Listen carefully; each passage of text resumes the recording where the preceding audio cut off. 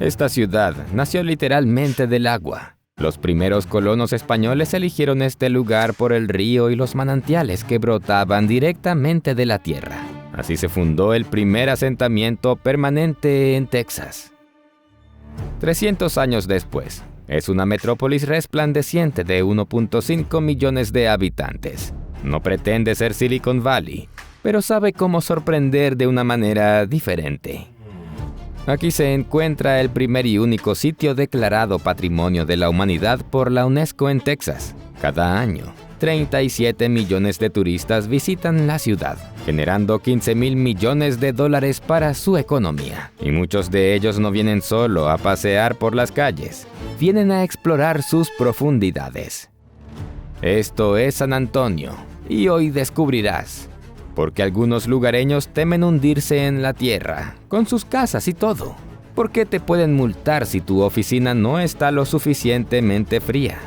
¿Es cierto que esta ciudad se asienta sobre huesos humanos? Y lo más importante, que yace debajo de San Antonio, Texas.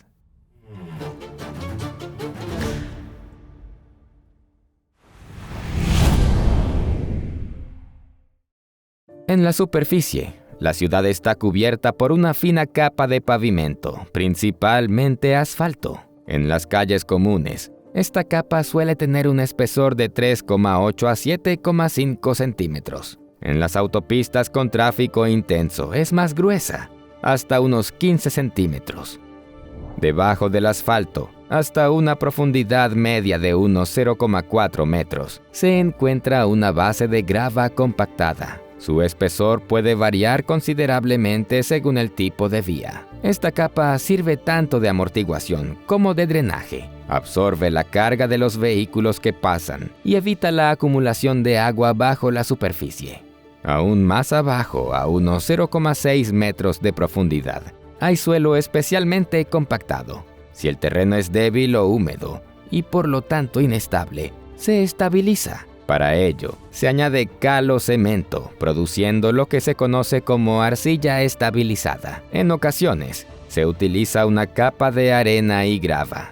Aquí es donde termina la estructura estratificada de la carretera y se superpone parcialmente con la zona de servicios públicos. Por ejemplo, en zonas residenciales, a esta profundidad suelen encontrarse pequeñas líneas de comunicación locales y cableado eléctrico. Hasta 1 metro de profundidad se encuentran las redes más frágiles y vitales, los cables de telecomunicaciones e Internet. Junto a ellos, hay líneas eléctricas de baja tensión y tuberías de gas de baja presión. También suelen instalarse aquí las tuberías de agua potable que abastecen a las viviendas. Este es el nivel al que acceden con mayor frecuencia los equipos de mantenimiento vial y los trabajadores de servicios públicos. A una profundidad de aproximadamente 1,2 metros, se pueden encontrar tuberías de agua de diámetro medio. San Antonio se encuentra en un clima cálido con prácticamente ninguna línea de congelación, por lo que esta profundidad es necesaria únicamente para garantizar la fiabilidad, es decir, reducir el riesgo de que las tuberías se dañen por vehículos pesados. Aproximadamente a la misma profundidad, CPS Energy suele utilizar zanjas de conexión para gas y electricidad. Aunque pueda parecer suficientemente profundo, es necesario tener precaución durante la excavación. Pero, ¿a qué tipo de excavaciones nos referimos? Aquí encontrarás algo mucho más interesante que los servicios públicos de la ciudad. Bajo el concurrido centro de San Antonio, a una profundidad similar de 1,2 metros, yace otra ciudad mucho más sombría, una ciudad de muertos. Así es, antiguos cementerios se ocultan cerca de la superficie. Campo Santo, el antiguo cementerio católico, así como sepulturas cerca de la Catedral de San Fernando e incluso el Álamo.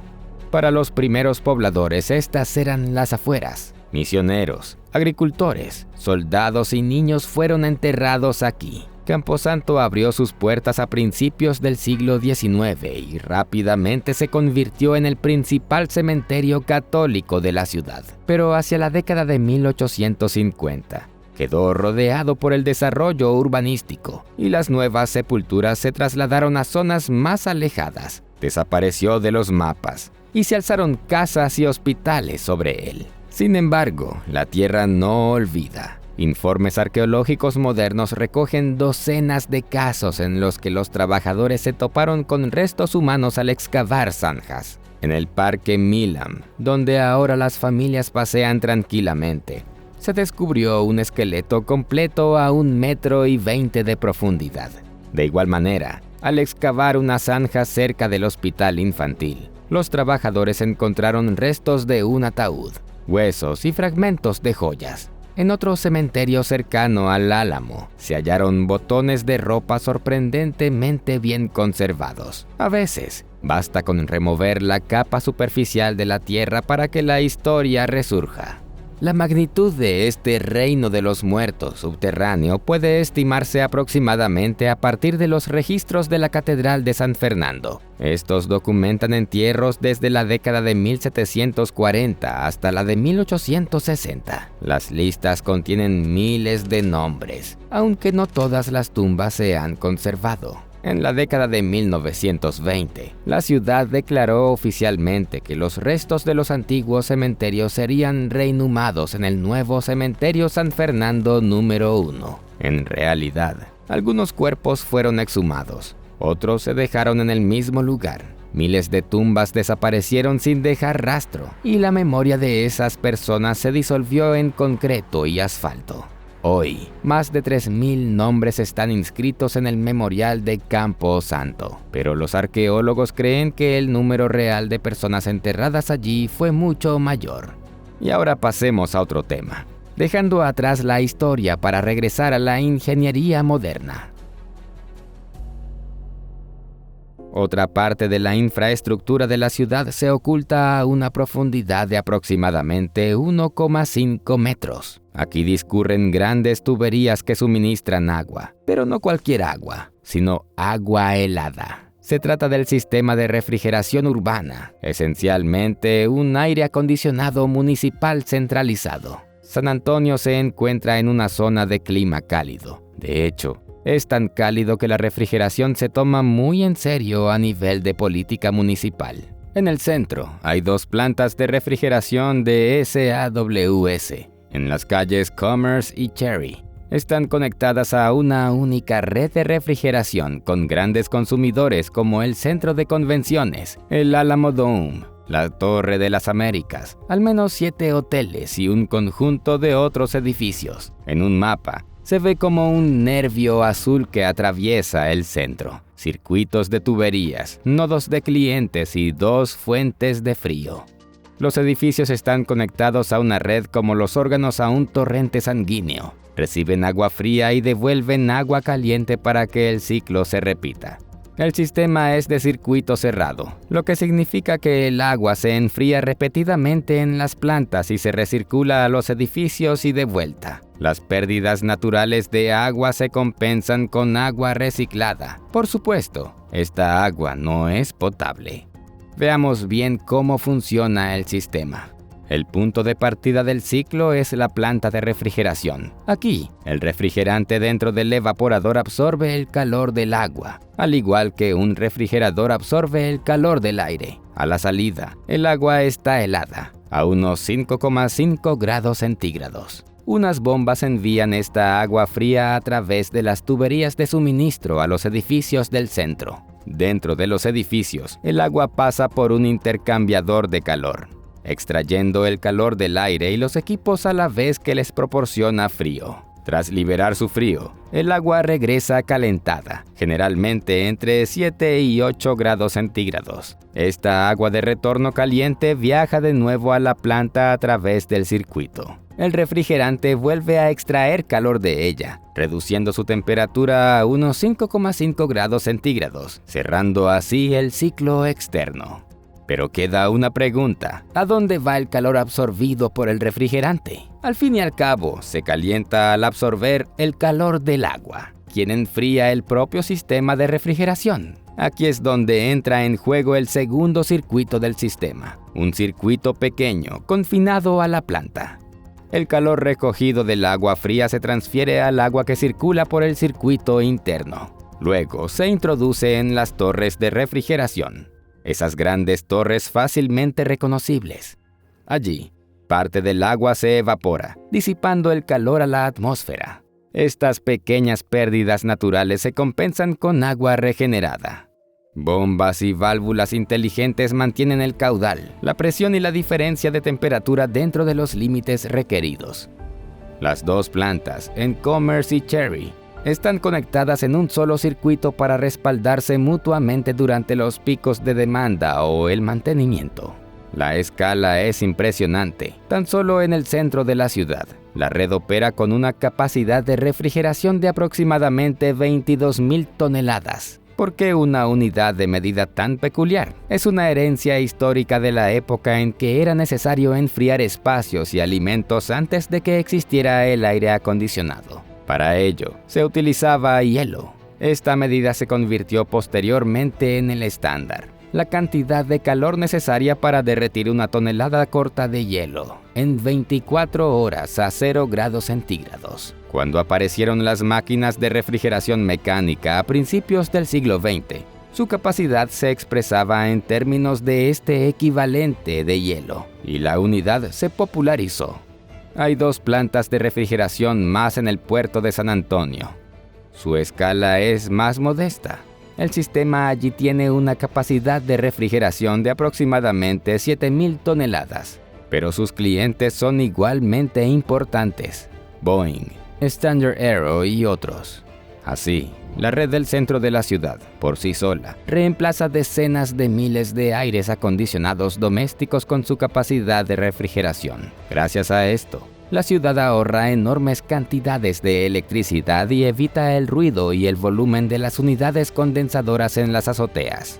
Según diversas estimaciones, este enfoque puede reducir el consumo de energía relacionado con la refrigeración hasta en un 50%, en comparación con las unidades de aire acondicionado individuales en cada edificio.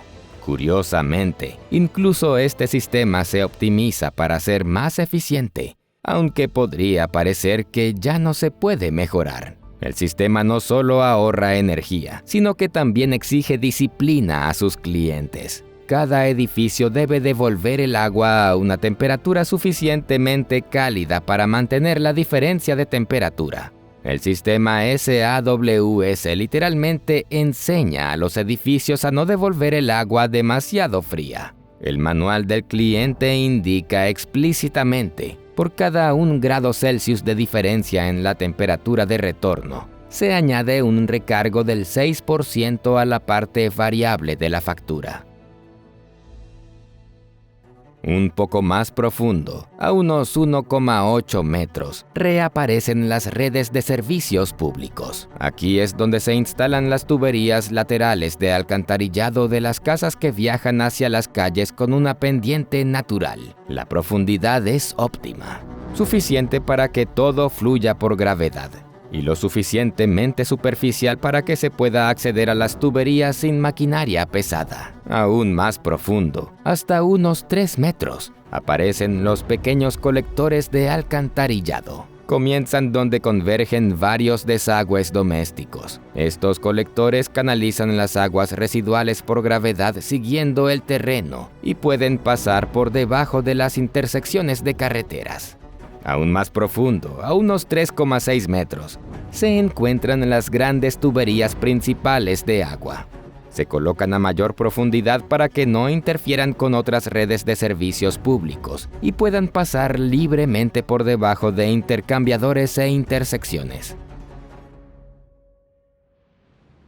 Aproximadamente a la misma profundidad de 3,6 metros bajo el centro de San Antonio, yace algo relacionado con el suministro de agua, pero mucho más fascinante que las tuberías modernas. Se trata de las notables huellas de la época española, los antiguos canales de riego o acequias. La más famosa de ellas es la Acequia Madre.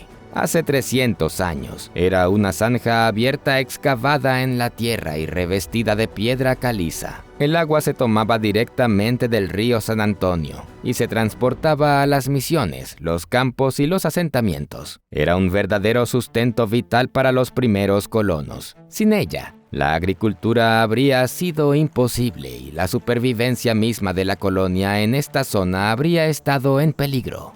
Para comprender su magnitud, la acequia madre se extendía a lo largo de casi 5,6 kilómetros desde la represa en el río hasta la misión San Antonio de Valero, la misma que más tarde se haría famosa como el Álamo. En el siglo XVIII, San Antonio contaba con una red de 7 u 8 acequias principales, con una longitud total superior a los 24 kilómetros. Con ramificaciones y posteriores extensiones, el sistema llegó a alcanzar los 80 kilómetros. En cuanto a capacidad, estas estructuras transportaban decenas de millones de galones de agua al día a través de todo el sistema. Los canales individuales transportaban más de 26,5 millones de litros diarios, suficiente para irrigar unas 1.400 hectáreas de cultivos.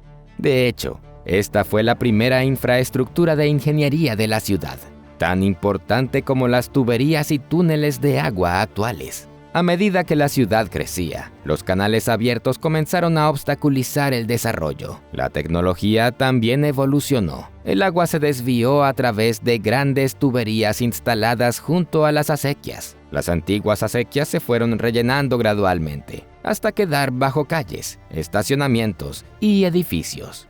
Curiosamente, el sistema se mantuvo funcional durante un tiempo increíblemente largo. Incluso después de que las misiones perdieran importancia y la ciudad moderna se expandiera a su alrededor, partes de la red de acequias se siguieron utilizando hasta finales del siglo XIX. Algunos canales, como la acequia Madre de Valero, no se cerraron oficialmente hasta principios del siglo XX, cuando el desarrollo urbano los sepultó definitivamente. Hoy en día, los arqueólogos aún encuentran fragmentos de las acequias al excavar o construir en el centro de la ciudad. A veces se trata de un antiguo desagüe de piedra bajo una calle, otras de un tramo completo de canal con su revestimiento intacto. En ocasiones, estos hallazgos incluso paralizan las obras. El pasado, persistentemente, nos lo recuerda desde justo debajo de nuestros pies. Y ahora, si descendemos un poco más, dejaremos atrás la antigüedad y volveremos a encontrarnos con la infraestructura moderna. A una profundidad de aproximadamente 4,5 metros se encuentran los tramos más pesados, los colectores principales de alcantarillado. Esta profundidad es necesaria para recoger las aguas residuales de manzanas enteras y transportarlas cuesta abajo. El desnivel crea un flujo natural, lo que permite que funcionen prácticamente sin estaciones de bombeo. Después de todo, la red de alcantarillado es enorme. Miles de kilómetros de tuberías y decenas de miles de pozos de registro. Sería imposible instalar bombas en cada empalme. Para ponerlo en perspectiva, según datos oficiales de SAWS, existen aproximadamente 8.370 kilómetros de tuberías de alcantarillado por gravedad. Esa es aproximadamente la distancia en línea recta hasta Buenos Aires. Pero no necesitamos ir tan lejos. En cambio, continuemos nuestro descenso. Aún más profundo, a unos 7,6 metros bajo el San Antonio moderno, yace otra fascinante capa histórica. Sótanos olvidados y niveles subterráneos abandonados. Esto tiene menos que ver con la arqueología y más con la ingeniería, mezclada con leyendas urbanas. Los sótanos se encuentran dispersos bajo el centro y otras partes de la ciudad, cada uno con su propia historia. Algunos están llenos de drama y tragedia. Tomemos como ejemplo el histórico Hotel Menger, ubicado justo al lado del Álamo, en la Plaza del Álamo. Su sótano alguna vez tuvo un pasadizo por el cual el propietario del hotel, William Menger, escoltaba personalmente a los huéspedes distinguidos a la cervecería contigua. El nivel subterráneo permanece en las crónicas de la ciudad, mientras que el hotel en sí está envuelto en leyendas. desde historias de fantasmas hasta relatos de huéspedes famosos. Según la tradición local, los espíritus de la camarera Sally White y del capitán Richard King aún vagan por aquí. King murió en el hotel en 1885. En cuanto a la camarera, su destino fue completamente trágico. En marzo de 1876, su pareja le disparó varias veces. Sobrevivió 2 días más en una habitación al cuidado de Mary Menger antes de fallecer. El hotel costeó su funeral. El recibo de $32 aún se exhibe en el vestíbulo. Otro ejemplo, esta vez menos macabro, es el centro comercial North Star. Hoy en día, es inconfundible gracias a las botas vaqueras gigantes de su entrada. Pero en la década de 1980, el centro comercial contaba con una pequeña planta subterránea, una galería comercial. Una escalera mecánica conducía a ella, y los niños bajaban para comprar juguetes o curiosear en las tiendas especializadas de música. Con el tiempo, la planta se clausuró, se retiró la escalera mecánica, se cerraron las puertas, y ahora la mayoría de los compradores desconocen que todo un pasillo abandonado yace bajo sus pies. Hay muchos lugares similares en la ciudad. Algunos sótanos todavía se utilizan como almacenes o áreas técnicas. Otros se han convertido en auténticas cápsulas del tiempo. Muebles, letreros e incluso antiguas barras de bar permanecen congelados en el pasado. A menudo, solo se redescubren cuando las renovaciones dejan al descubierto la entrada a un nivel olvidado. El recuerdo de un período profundamente turbulento del siglo XX también ha echado raíces en la misma profundidad que estos sótanos. Aproximadamente a la misma profundidad, hasta 7,6 metros bajo San Antonio, se descubre un eco de otra época, mediados del siglo XX. La Guerra Fría impuso sus propias reglas y exigió soluciones sencillas en caso de guerra nuclear. La más obvia fue convertir algunos sótanos en refugios, y eso fue precisamente lo que se hizo. En aquel entonces, estaban señalizados con los ahora icónicos letreros negros y amarillos. Cada uno estaba diseñado para 2 semanas de autonomía, abastecido con raciones diarias de supervivencia de galletas y barriles de agua.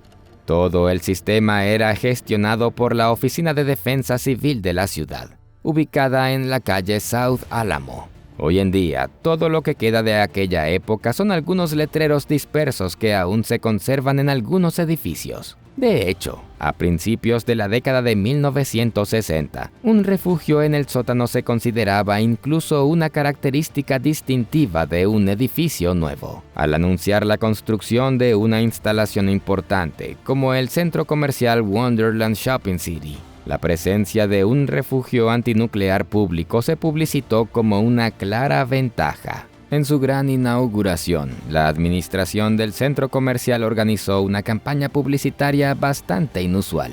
Una pareja de voluntarios fue alojada en el refugio del sótano, con la misión de vivir allí durante 2 semanas con tan solo un teléfono, una radio a pilas y provisiones de alimentos.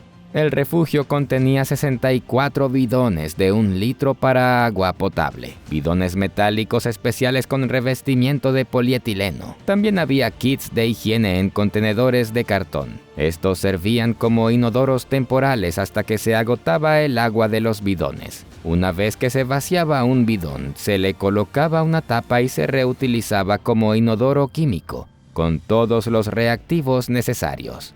Los periodistas cubrieron con entusiasmo el experimento, mostrando al público que supuestamente existían refugios comunitarios preparados en caso de guerra nuclear.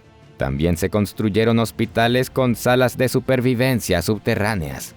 Cuando se construyó el Hospital Metodista del suroeste de Texas en 1960, la demostración se convirtió en un espectáculo impresionante. Para impresionar al público, escenificaron una explosión nuclear. Un helicóptero del Centro Médico del Ejército Brooke lanzó una enorme carga pirotécnica de humo, creando una imponente nube en forma de hongo que simulaba una explosión nuclear.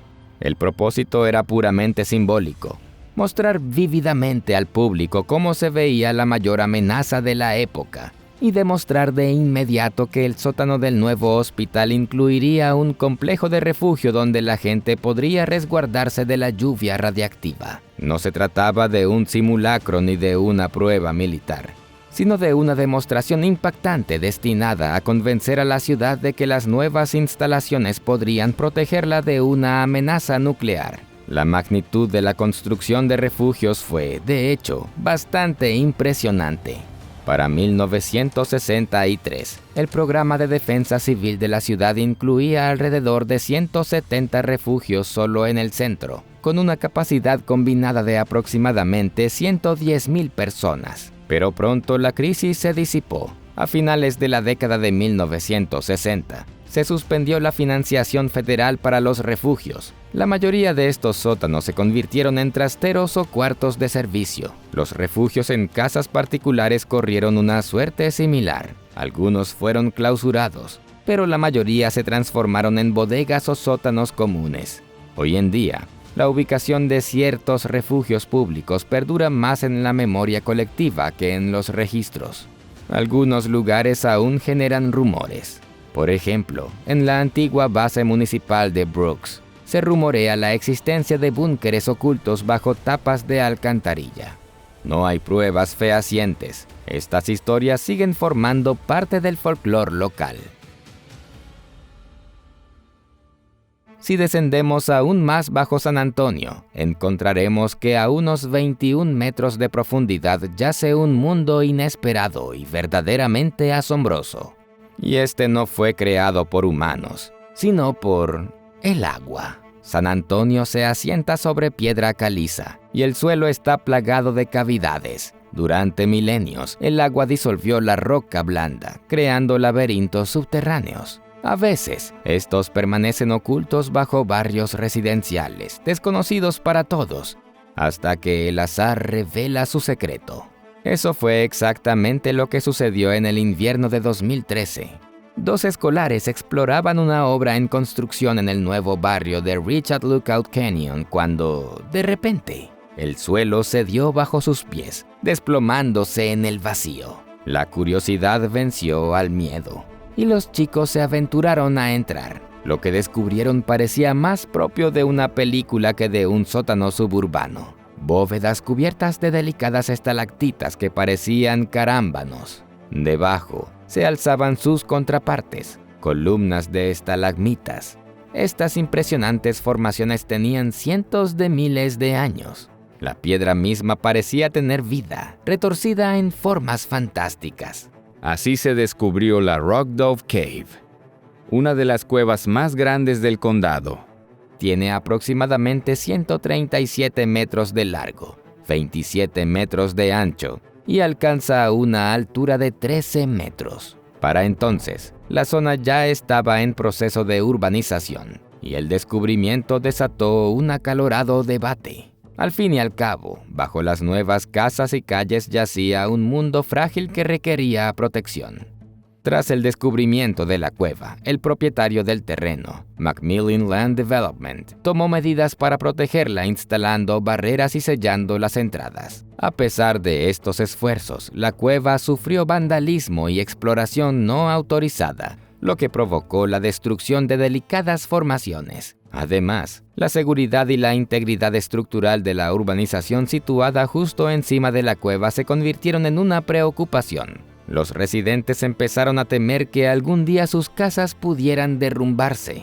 Como resultado, se decidió aislar la cueva de forma permanente y rediseñar el terreno para evitar futuras construcciones residenciales en la zona. Pero la Rock Dove Cave no es la única. Otra formación famosa, la cueva Robert Barron, se oculta justo al este, en otro barrio residencial. Es mucho más grande y goza de gran popularidad desde hace tiempo. Ya a principios del siglo XX, era una atracción popular. Familias enteras la visitaban, descendiendo por escaleras hacia el fresco mundo subterráneo. La cueva fue finalmente clausurada, pero no sin antes haber cartografiado más de 1520 metros de sus pasadizos. Es un auténtico laberinto. Los corredores se entrelazan, formando una red donde es fácil perderse. La cueva Robber Baron destaca no solo por su tamaño, sino también por la vida que alberga. Aquí existen especies raras que no se encuentran en ningún otro lugar del planeta. Por ejemplo, la diminuta araña tejedora de malla, que se ha convertido en símbolo de la fragilidad de los ecosistemas subterráneos. La entrada de la cueva comienza con un sumidero de unos 12 metros de profundidad. Desde allí, los túneles se ramifican cientos de metros en todas direcciones, como una ciudad subterránea deshabitada. Las cuevas son sencillamente impresionantes, y parece que nada podría estar más profundo. Pero si descendemos aún más, encontraremos otra sorpresa. A unos 45 metros de profundidad bajo la ciudad se extienden enormes túneles de control de inundaciones. La historia de su construcción es tan dramática como trágica. San Antonio siempre ha convivido con el agua, pero el río que le dio vida a la ciudad también, en más de una ocasión, le ha traído la muerte. La tragedia más terrible ocurrió en septiembre de 1921, cuando un huracán proveniente de la costa de Texas desató torrentes de lluvia sobre la ciudad.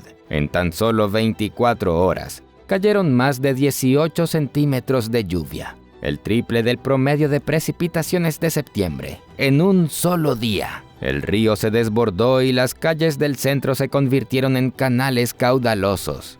El agua arrasó puentes, casas y tranvías. Más de 50 personas murieron y los daños ascendieron a millones de dólares. Este desastre cambió para siempre la relación de la ciudad con el agua. Al principio, se construyó la presa Olmos y un sistema de canales de desviación, pero las inundaciones continuaron amenazando la ciudad. A finales del siglo XX, los ingenieros decidieron que necesitaban una solución radical: canalizar las aguas de las inundaciones bajo tierra. Así se construyeron 2 enormes túneles de contención. El primero, el túnel del río San Antonio, tiene un diámetro interno de aproximadamente 7,3 metros. Lo suficientemente ancho como para que 2 camiones puedan pasar uno al lado del otro. Su longitud supera los 4,8 kilómetros. Cuando las lluvias torrenciales azotan la ciudad, el agua de la parte alta del río fluye hacia esta arteria de hormigón y emerge aguas abajo, evitando el centro de la ciudad. Gracias a él, el famoso Paseo del Río se mantiene como un pintoresco paseo en lugar de un cauce desbordado.